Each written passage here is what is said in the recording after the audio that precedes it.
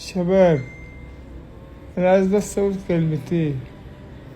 الناس اللي بتطلع بصورتي دي وتلم الدعم وتكذب وتحور، أنت بتستفيد إيه؟ الجنيه اللي بيدخل بيتك ده أو اللي أنت بتقبله على نفسك فكره حلال ولا حلال ولا أي حاجة؟ حقيقة وفاة اللاعب إبراهيم شيكا تشعل مواقع التواصل. ما القصة؟ تصاعدت حالة من الجدل على مواقع التواصل الاجتماعي بعد انتشار شائعة وفاة لاعب الزمالك السابق إبراهيم شيكا، وأثارت هذه الشائعة موجة من الحزن والتساؤلات بين محبيه، خاصة في ظل ظروفه الصحية الصعبة. رد إبراهيم شيكا بنفسه على هذه الأنباء عبر حسابه الشخصي على موقع فيسبوك، مؤكداً أنه بخير، حيث كتب: أنا بخير يا جماعة، كفى إشاعات عني، لقد أتعبتموني نفسياً، أنا ما زلت على قيد الحياة، لماذا تستعجلون موتي؟ دعواتكم لي بالشفاء والعافية في هذه الأيام المباركة. وكان اللاعب قد نشر مؤخراً صورة تجمعه بوالدته عبر حسابه على فيسبوك بمناسبة عيد الأم، موجهاً لها رسالة مؤثرة قال فيها: كل عام وأنت بخير يا أمي، أسأل الله أن يمنحك الصحة والعافية ويحفظك لنا.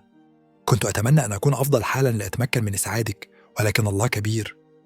كل عيد وأنت أسعد الأمهات، وأسأل الله أن يديم عليك الصحة والعافية. وفي سياق متصل، أعلن الفنان محمد رمضان عن دعمه لإبراهيم شيكا، داعيا الجمهور للدعاء له ومساندته في رحلته العلاجية، كما قدم له دعما ماليا، مؤكدا: هذا أقل ما يمكن تقديمه لك من بلدك وعائلتك الكبيرة مصر، ولكن لن نعلن عن قيمة المبلغ. ورغم انتشار الشائعة بشكل واسع، لم تصدر أي جهة رسمية تأكيدا لخبر وفاة إبراهيم شيكا، وقد حرص اللاعب بنفسه على نفيها، مطالبا الجميع بالتوقف عن نشر الأخبار غير الصحيحة التي تؤثر سلبا عليه وعلى أسرته. كما أكد أن هناك حسابات مزيفة تحمل اسمه ويتابعها الآلاف تنشر بشكل مستمر أخبارا كاذبة عن وفاته، مما أدى إلى تدميره نفسيا. لذا يجب على الجميع التحقق من صحة الأخبار قبل نشرها، خاصة عندما يتعلق الأمر بحياة الأشخاص وصحتهم النفسية. شباب، أنا عايز بس أقول كلمتين. الناس اللي بتطلع بصورتي دي وتلم الدعم وتكذب وتحور، أنت بتستفيد إيه؟ الجنيه اللي بيدخل بيتك ده أو اللي أنت بتقبله على نفسك فكره حلال